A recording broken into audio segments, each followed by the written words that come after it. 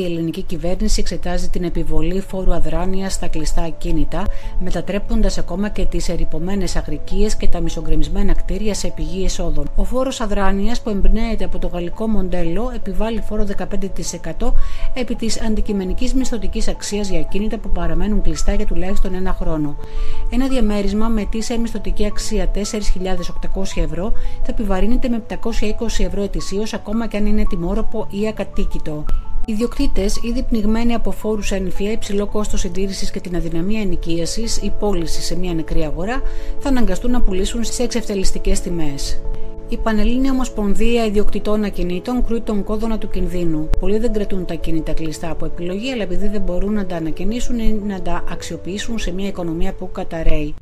Με την ελληνική αγορά ακινήτων σε κρίση και το 30% του πληθυσμού να ζει κοντά ή κάτω από το όριο της φτώχειας, με στοιχεία της Eurostat, οι Έλληνες αδυνατούν να αγοράσουν ή να επενδύσουν σε ακίνητα.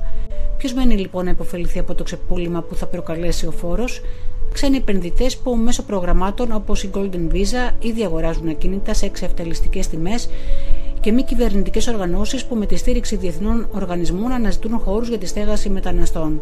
Ο Υπουργός ο Χατζηδάκης έθεσε σε δημόσια διαβούλευση το κοινωνικό κλιματικό σχέδιο. Αυτό λοιπόν το οποίο έρχεται είναι από την 1η Πρώτου του 2027 επιβάλλεται φόρος διοξιδίου στα κτίρια και στις μεταφορές. Αυτός ο φόρος διοξιδίου είναι σήμερα στα επίπεδα των 72 ευρώ περίπου, ανατόνο εκπαιδόμενου διοξιδίου, και γίνεται με το πρόσχημα της δίθεν σωτηρίας του πλανήτη.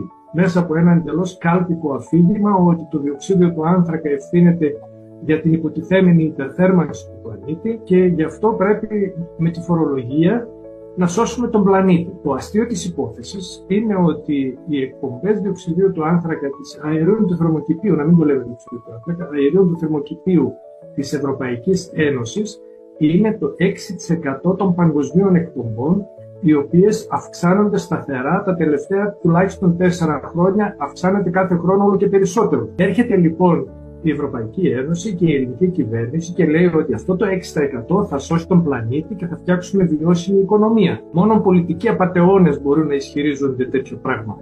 Ότι με το 6% θα σώσουν τον πλανήτη και θα φτιάξουν βιώσιμο πλανήτη. Η Ελλάδα κινδυνεύει να γίνει μια χώρα χωρίς ιδιοκτήτες, χωρίς μέλλον, με τους πολίτες της να παρακολουθούν ανήμποροι την εκποίηση της πατρίδας τους.